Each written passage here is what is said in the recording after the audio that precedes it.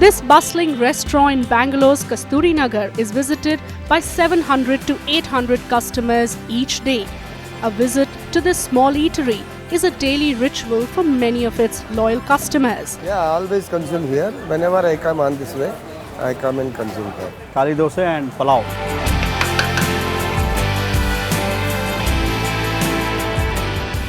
Started in 1996 by Srinivas Nayak, this restaurant is now being run by the second generation. Hotel एक 25 साल पहले start किया था हमारा पिताजी ने. मैं और मेरा भाई पिताजी के बाद में कंटिन्यू कर रहे हैं. शुरू किया था तब इतना इन्वेस्टमेंट नहीं था. तभी एक स्मॉल इन्वेस्टमेंट 25 to 30,000 में इन्वेस्टमेंट किया था. पिताजी ने इन्वेस्ट करके स्टार्ट किया था.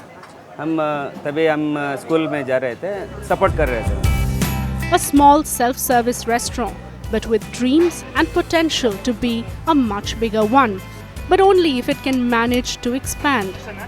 अच्छा फंडिंग मिला था, थोड़ा इसको इंटीरियर और अच्छा कर सकते हैं. थोड़ा बिजनेस अभी हमारा तो सेल्फ सर्विस है, सर्विस कर सकते हैं. वैसा नहीं तो दूसरा ब्रांच भी ओपन कर सकते हैं. हमारा अभी तो फिलहाल एक ही ब्रांच है. फ्यूचर में चाहिए तो कर सकते हैं.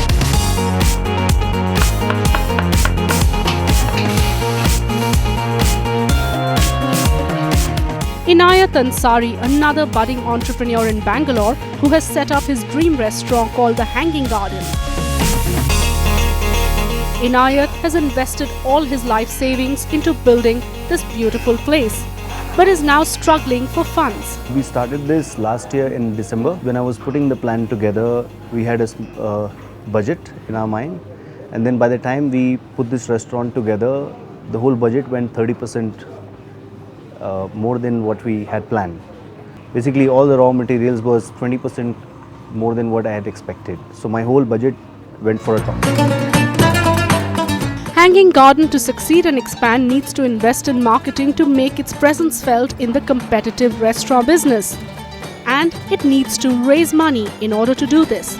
But who will lend? Whatever I had earned in the last 4 years in Bangalore, I was an event organizer, and then I had to put all my money here. And I have a partner, so he also helped me in this. If I can get a little extra fund right now, I can use in marketing.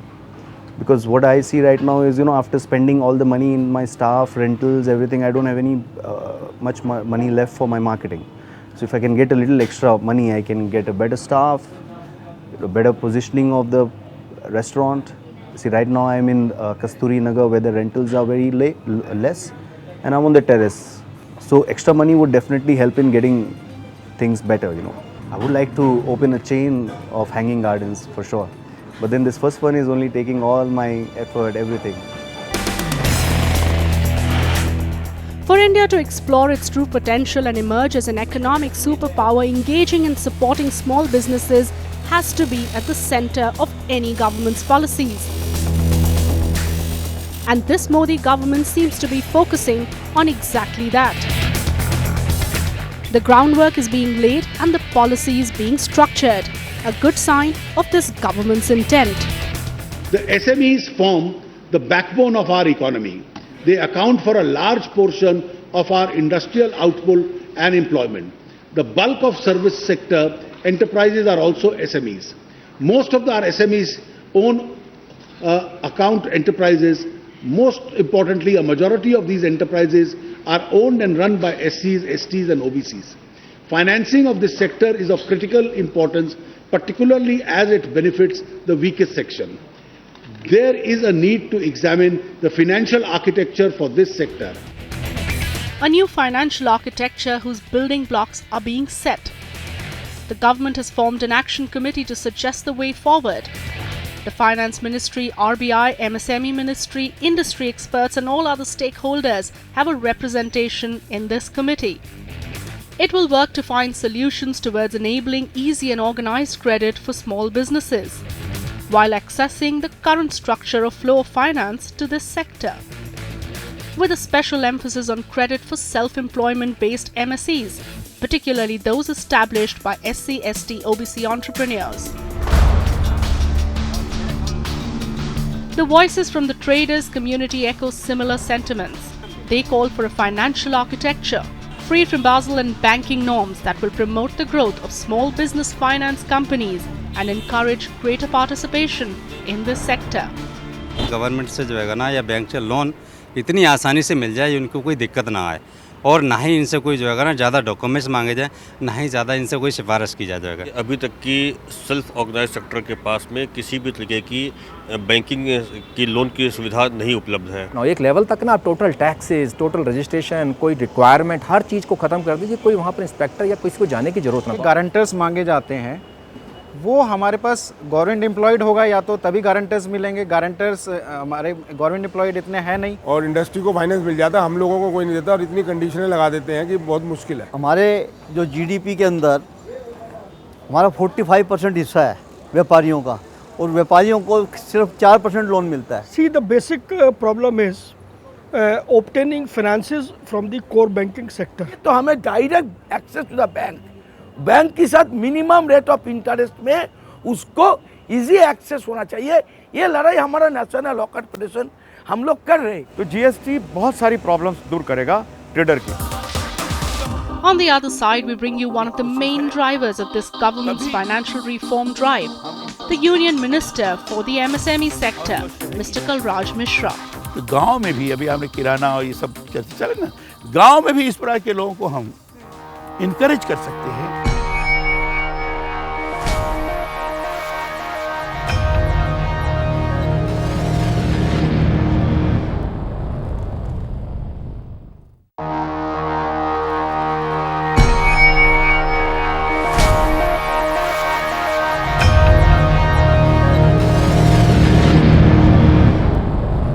With an aim to have inclusive growth, the government has now realized that the non-corporate small businesses also need a formal financial infrastructure and has also formed a committee to facilitate the same. Let's get a view from the Union Minister of Micro, Small and Medium Enterprises, Mr. Kalraj Mishra. Thank you so much, sir, हमसे बात करने के लिए NDTV Profit पर। सबसे पहले एक मंत्री होने के नाते, इस सेक्टर के मंत्री होने के नाते हम आपसे जानना चाहेंगे, ये जो नॉन कॉर्पोरेट स्मॉल बिजनेस है, किराने की दुकान, हॉकर्स, इनके बारे में, इनकी जो करंट स्टेट है, करंट अवस्था है, उसके बारे में आपका क्या कहना है? देखिए, सूक्ष्म, लघु और मध्यम उद्योग इस समय अनेक प्रकार की आर्थिक कठिनाइयों का सामना कर रहे हैं। सामान्य तौर पर इनको ऋण मिलने में कठिनाई जाती है, यद्यपि स्रोत इनका बैंक ही है। निजी बैंक भी हैं, जो बाकी के राष्ट्रीयकृत बैंक है वो भी हैं, कोऑपरेटिव बैंक्स भी हैं। ये सारे स्रोत जरूर हैं, लेकिन जिस ढंग से कर्जे मिलने की स्थिति होनी चाहिए, वो कर्जा न मिल सकने के कारण उनको अत्यधिक कठिनाई जाती है। तो एक परेशानी उनकी है, और उन परेशानी को दूर करने के लिए हम लोगों की तरफ से प्रयत्न चल रहे हैं, और मुझे लगता है कि शायद भविष्य में हम उसको दूर भी कर लेंगे। आपने बात करा कि इनके लिए बैंक्स हैं, कोऑपरेटिव बैंक्स हैं। हमने कई ऐसे वर्गों के लोगों से बात करी, उन्होंने हमें कहा कि केवल 4% ही लोग हैं जिन्हें इन बैंक्स के द्वारा लोन मिल जाता है, लेकिन इसके अलावा जो 96% लोग हैं, उन्हें या तो अपने घर के गहने बेच के या फिर अपने घर को गिरवी रख के कुछ इस तरह से लोन लेना पड़ता है मनी लेंडर से, जहां पर करप्शन भी बहुत ज़्यादा है, क्योंकि शाम को वो अपने पैसे मांगने आ जाते हैं। देखिए, ये कठिनाई तो बैंक से भी झेलनी पड़ती है। बैंक से कोलेटरल फ्री होने के पश्चात भी बैंक जल्दी कर्जा नहीं दे पाता है, और वहाँ भी इनको कोलेटरल सिक्योरिटी देनी पड़ती है। और कोलेटरल सिक्योरिटी में ये सारी चीज़ें आ जाती हैं जिसका वर्णन आपने किया। तो बैंक की भी कठिनाई ये है, और मनी लेंडर से जाते हैं तो मनी लेंडर तो हर प्रकार की हरकत करता है। इसलिए इसमें बहुत सारे ऐसे लोग भी हैं जो बैंक से अगर कर्जा नहीं पर्याप्त मात्रा में मिलता है तो निजी स्रोत से वो करने की कोशिश करते हैं। उनका प्रयत्न ये होता है कि उनके कोई मित्र हों, दोस्त हों, उनसे कोई कर्जा ले लिया, क्योंकि छोटी पूंजी है। छोटी पूंजी के आधार पर वो इस ढंग से करने का प्रयत्न करते हैं। कुछ ऐसे भी फाइनेंशियल इंस्टीट्यूशंस हैं जो न तो बैंक है न और कोई है, जो लघु वाणिज्यिक वित्त संस्था कह सकते हैं आप, जिस पर एक बार रिजर्व बैंक ऑफ इंडिया विचार भी कर सकता है, जबकि वो अभी हुआ नहीं है। लेकिन इस प्रकार के भी फाइनेंशियल इंस्टीट्यूशंस हैं जिसके माध्यम से वो कर्जा लेकर अपने कार्य को चलाने का प्रयत्न करते हैं। लेकिन इसके आधार पर जैसी उनकी व्यवस्था होनी चाहिए वो नहीं हो पाती है। व्यवस्था जैसी और जो ने 4% कहा, 4% सामान्य तौर पर सभी की दुर्दशा है। और चूँकि प्रोसीजरल कठिनाइयाँ इतना अधिक हैं रजिस्ट्रेशन कराने में, उनको सारे क्वेरीज जो होती हैं उन क्वेरीज को फुलफिल करने में इतनी दौड़भाग करनी पड़ती है, विशेषकर माइक्रो के लिए इतनी दौड़भाग करनी पड़ती है कि वो टाइम पूरा निकल जाता है और बाद में एनपीए के अंतर्गत वो बेचारा मारा जाता है। बिल्कुल, कंडीशन बहुत ज़्यादा ख़राब है। पर क्योंकि आप इसी सेक्टर के मंत्री हैं, आपका क्या विजन है? आप इस सेक्टर में क्या चाहते हैं, क्या होना चाहते हैं? मैं इस सेक्टर में मैं प्राथमिकता देता हूँ एंटरप्रेन्योर्स डेवलपमेंट का, लघु उद्यमियों का विकास, और लघु उद्यमियों को केंद्र में रखते हुए उसको सर्वाधिक सुविधा प्रदान करने का, सुविधा प्रदान करने के लिए उसको ठीक से कर्जा मिल जाए, और जो कई जगह उसको चाहे फैक्ट्री ला हो चाहे लेबर ला हो, इन सारी चीज़ों का जो सामना करना पड़ता है उससे मुक्ति मिले, और साथ ही साथ जो आधारभूत ढांचा, बुनियादी ढांचा बनाना पड़ता है, इंफ्रास्ट्रक्चर डेवलपमेंट, उसके लिए भी उसको कठिनाई ना हो। इन सारे चीज़ों को ध्यान में रखते हुए एक स्थान पर सारी चीज़ें प्राप्त हो जाएं, ये हमारी कोशिश है। और जो भी इस समय के कानून के कारण उस लघु उद्यमी को परेशानी हो रही है, इसमें संशोधन करते हुए वो परेशानी कम से कम हो, ये कोशिश है। तभी हम इंटरप्रेन्योर डेवलपमेंट कर सकते हैं। और केवल शहरी इंटरप्रेन्योर नहीं, तो गांव में भी, अभी आपने किराना और ये सब चर्चा चले ना, गांव में भी इस प्रकार के लोगों को हम इनकरेज कर सकते हैं कि तुम अधिक से अधिक दुकान खोलो, तुम अधिक से अधिक छोटे छोटे उद्यम लगाओ, तुम्हें हर प्रकार की सुविधा प्रदान की जाएगी, तुम्हारा आधारभूत ढांचा भी तैयार किया जाएगा। जैसे कुछ स्थानों पर हमने देखा कि लैंड बैंक भी प्रारंभ किया है, क्योंकि हमारे लिए लैंड की बहुत ज़रूरत है। लैंड की आज कास्ट इतनी अधिक हो गई है कि जल्दी कोई लेने की हिम्मत नहीं कर रहा है, लेकिन लैंड बैंक अगर किसी सरकार ने किया तो उसके कारण उस इंटरप्रेन्योर को बहुत सुविधा हो जाएगी। फाइनेंस की आपने बात करी सर, सबसे बड़ा मुद्दा यही है कि किसी भी बिजनेस को शुरू करने के लिए चाहिए होता है पैसा। एक व्यापारी एक दुकान लगाता है, अपने घर से पैसा लेके उसने दुकान लगा ली, उसको फिर उसको बढ़ाने के लिए फर्दर फाइनेंस चाहिए। हम इस वक्त अगर बात करें एक फाइनेंशियल आर्किटेक्चर की, तो आपका क्या विजन है एक फाइनेंशियल आर्किटेक्चर को लेके? क्या आप कोई बैंक बनाना चाहते हैं जो सिर्फ इन लोगों की नीड्स को समझे और इनको केटर करे? हमने तो इस बात पर बहुत जोर दिया है। हमने माइक्रो स्मॉल को ध्यान में रखते हुए हमने कहा कि भाई क्रेडिट गारंटी जो बैंक को चाहिए, हमने प्रारंभ में बताया कि कोलेटरल फ्री होने के पश्चात भी बैंक नहीं देता है। बिल्कुल नहीं देता। हमने तय किया कि क्रेडिट गारंटी फंड ट्रस्ट बनना चाहिए, और credit guarantee fund trust MSME की तरफ से बना तो एमएसएमई विल टेक गारंटी, और वही होगा कि क्रेडिट गारंटी फंड ट्रस्ट के आधार पर बैंक स्वाभाविक रूप से उनको कर्जा दे सकेगा। दूसरा, हम भी इस बात पर ही मैं विचार कर रहा हूँ, अब इसके लिए प्राइम मिनिस्टर से भी बात करनी, बाकी लोगों से वार्ता करनी है कि एक अलग से, जैसे अभी आपने कहा कि अलग से कोई फंड होना चाहिए, एक अलग से फंड इस तरीके से तैयार किया जाए जिसका जिसके माध्यम से हम माइक्रो स्मॉल को हम लोन भी दें और कम इंटरेस्ट पर दें। इस समय बैंक जो लोन दे रहा है वो कहते हैं बेस रेट पर दे रहे हैं। बेस रेट कभी उनका 10% होता है, कभी 12% और इन लोगों को लोन मिलता है 13 से 14% पर। 13-14%। तो उस बेचारे की हालत खराब होती है। बिल्कुल। हमारी कोशिश है और आगे हम उस बात पर जोर दे रहे हैं, कोशिश है कि ये लोन जो हम बाकी की तरफ से देने का प्रयत्न करेंगे वो 4%, 5%, 6% इस आधार पर इनको लोन अगर दिया जाता है तो इंटरप्रेन्योर डेवलपमेंट और आर्थिक विकास, तो ये जो इसके लिए एक बहुत बड़ा अवसर प्राप्त होगा और इससे लाभ भी होगा। बिल्कुल। ये जो 4 और 5% के ब्याज पर लोन मिले, ये स्कीम जो है आप कब तक रोल आउट करने की संभावना है? क्या इसका प्लान है? अभी मैं नहीं कह रहा हूँ कि हो ही जाएगा, लेकिन हमारा प्रयास है। भैया आपका विजन है।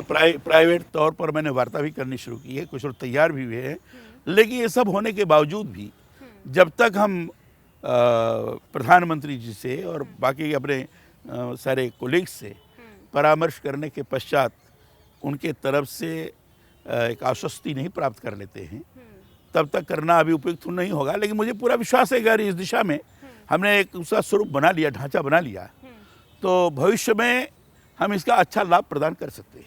बिल्कुल। ये जो आपने अभी बात हमें बताई, जो एक्शन कमेटी अब एक नई बनी है केवी कामत जी के अंडर चेयरमैनशिप, जिन्होंने 3 महीने में अपनी रिपोर्ट सबमिट करनी है, जिसके बारे में फाइनेंस मिनिस्टर ने बजट में भी बोला था। क्या आपकी ये जो सजेशंस हैं उस कमेटी की रिपोर्ट के आने के बाद जो डिसीजन लिया जाएगा तब हमें सामने आए के मिलेंगे? ये बजट के अंदर जो भाषण किया गया था, ये वेंचर कैपिटल 10,000 करोड़ का रखा गया था और उसमें फिर ये घोषणा भी की गई थी कि इसके लिए एक कमेटी बनेगी और उस कमेटी में MSME, reserve bank of India और फाइनेंस, ये 3 होंगे। अब एक कमेटी कामत के चेयरमैनशिप में बनी है, अभी बनी है। अब वो इसके बारे में जब मीटिंग होगी तो निश्चित रूप से चर्चा की जा सकती है। हमारे जो सेक्रेटरी जाएंगे, निश्चित रूप से इस बात पर कहा जाएगा उसका और कैसा प्रारूप बनता है, क्या है, ये तो भविष्य में जब बैठक होगी, मीटिंग होगी, उस मीटिंग के पश्चात ही कहा जा सकता है। और आखिरी सवाल आपसे बस एक ये जानना चाहेंगे हम, ये जो सेक्टर है अभी कई रूप में इसे एक ऑर्गेनाइज सेक्टर की तरह से नहीं माना जाता है, इसको एक सेक्टर के तरीके से प्रॉपर्ली रिकॉग्नाइज नहीं किया गया है, तो उसको फ्यूचर में जाके क्या इसके बारे में कुछ किया जा सकता है? देखिए, इस समय सही बात तो ये है कि जो गणना है इस समय लगभग 4 करोड़ इकाइयाँ हैं। 4 करोड़ इकाइयों में आप आश्चर्य करेंगी लगभग 15-20% इकाइयाँ ऐसी हैं जिसको आप रजिस्टर्ड कर सकते हैं। बाकी की अनरजिस्टर्ड कर सकते हैं। लेकिन अनरजिस्टर्ड होने के बावजूद भी वो सेल टैक्स देते हैं, वैल्यू एडेड टैक्स देते हैं, सारी चीज़ देते हैं।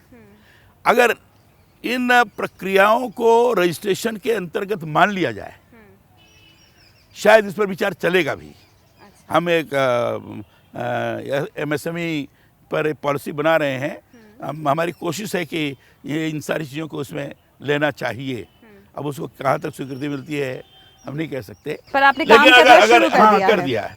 अगर इसको मान लिया जाए तब तो 4 करोड़ हमारी इकाइयाँ वैलिड मानी जाएगी, रजिस्टर्ड मानी जाएगी, और नहीं तो 15-20% रजिस्टर्ड और बाकी का अनरजिस्टर्ड, लेकिन सब इकाइयाँ मानी जाती हैं। वो उनके स्पोर्ट के अंतर्गत हम उनको जोड़ते हैं। जो स्पोर्ट का हम कहते हैं 40% स्पोर्ट हम कर रहे हैं, 40% स्पोर्ट में योगदान है। हम कहते हैं 45% मैन्युफैक्चरिंग में योगदान है। हम ये भी कहते हैं कि 8 करोड़ हमारे बेरोजगार नौजवान इसमें हैं। हम ये भी कहते हैं कि 8% ग्रोथ रेट में भी इसका योगदान है। तो इन टोटलिटी इस तरह के आंकड़े को हम पेश करते हैं और आप इस सेक्टर को इग्नोर नहीं कर सकते। इसको हम इग्नोर नहीं कर सकते। इसलिए ये रजिस्टर्ड कैसे बने तो रजिस्ट्रेशन के लिए जो सुविधाएं हैं वो सुविधाएं प्रदान की जाए, उसके लिए हमने करना शुरू कर दिया। ऑनलाइन चीज़ें हों, ये हमारा प्रयत्न है। अगर उन सुविधाओं को अवेल करके सबने रजिस्ट्रेशन करा लिया तो कोई हर्ज नहीं है। और जो सुविधाएं नहीं हैं और अनरजिस्टर्ड हैं लेकिन सारी चीज़ों को पूरा कर रही हैं, तो उनको भी इसके अंतर्गत लेना चाहिए। ये हमारा अपना प्रयत्न है, ताकि गणना के अंतर्गत ये बात ना हो कि भैया ये तो इनवैलिड है, ये वैलिड है। इनवैलिड और वैलिड का स्वरूप नहीं निर्माण होना चाहिए, ये हमारा प्रयत्न है। और इसीलिए सूक्ष्म, लघु और मध्यम इंटरप्राइज के लिए हम एक अलग से पॉलिसी बना रहे हैं। और मैं चाहूँगा कि आप भी एक सप्ताह के अंदर वेबसाइट पर देख सकती हैं। अरे वाह, बहुत और बढ़िया। आप सब लोगों का भी सुझाव अपेक्षित होगा, क्योंकि सूक्ष्म, लघु और मध्यम किसी भी देश की आर्थिक रीढ़ है। और अगर मैं कहूँ कि आर्थिक विकास का एक महत्वपूर्ण इंजन है, ग्रोथ इंजन, तो अतिशयोक्ति नहीं होगी। और इसलिए जब इतना बड़ा महत्व है, जो बड़े बड़े देश हैं, चाहे जापान हो, चाहे यूरोप के जर्मनी और बाकी के देश हैं, ये विकसित हुए हैं, तो सूक्ष्म, लघु और मध्यम इंटरप्राइजेस के विकास के माध्यम से ही हुए हैं। और हमारी कोशिश है कि हम भारत को एक विकसित देश के रूप में लाएं और हिंदुस्तान सही माने में मेक इन इंडिया और मेड इन इंडिया दोनों के स्वरूप को जागृत कर सके। इसका माध्यम ये हमारा एमएसएमई बने, और एमएसएमई के जरिए से ही देश को हम विकसित देश के रूप में स्थापित कर सकें, ये हमारा प्रयास है। जी, बहुत शुक्रिया हमसे बातचीत करने के बहुत लिए बहुत मिश्रा धन्यवाद जी। आपका। So clearly the government has got big plans for small, micro and medium enterprises and very soon the government has already started working on those, and very soon we will also see some development in this particular sector as well.